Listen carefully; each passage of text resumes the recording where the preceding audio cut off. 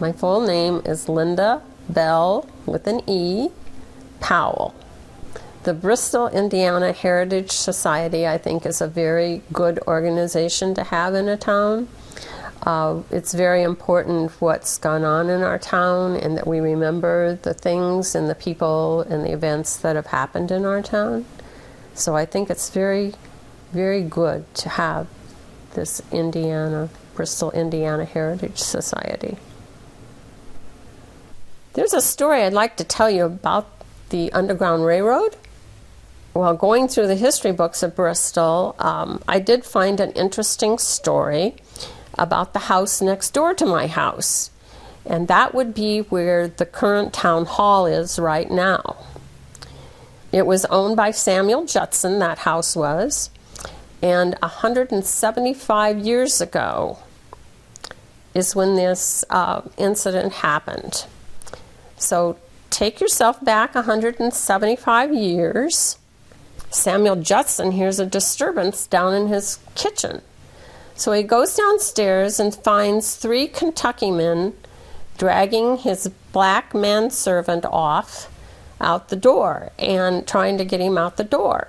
Well, Judson ordered them to stop, and one of the Kentucky men had a six-shooter gun, and he pointed it at him and said, "I'll shoot you if you try to stop us."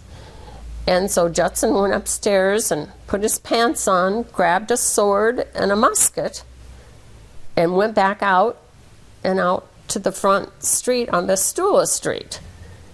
And there the 3 Kentucky men were still there, and by that time they had Tom handcuffed to one of them. And Judson demanded that they release Tom, and they said, one of the Kentucky men said, I have a warrant. He claimed that he had a warrant that was issued by an Elkhart Justice of the Peace that allowed him to take Tom back into slavery. By now, all the neighbors in the neighborhood were up, and everybody was out in the street, and they had a big crowd out there. And so these Kentucky men were a little intimidated. And so they said, well, that they would wait. They said that they would wait until they could talk to a justice of the peace to make sure that their claim was good.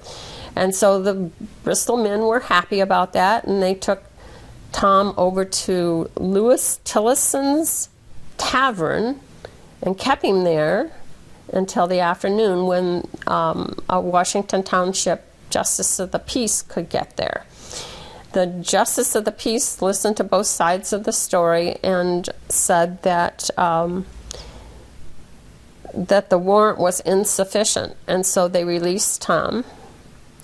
However, the Elkhart County grand jury indicted these Kentucky men with disturbing the peace and breaking and entering a house. The Kentucky men left. There was going to be a trial later, but they left and they never did come back for the trial. So I guess Tom went back up into Michigan where he had come from.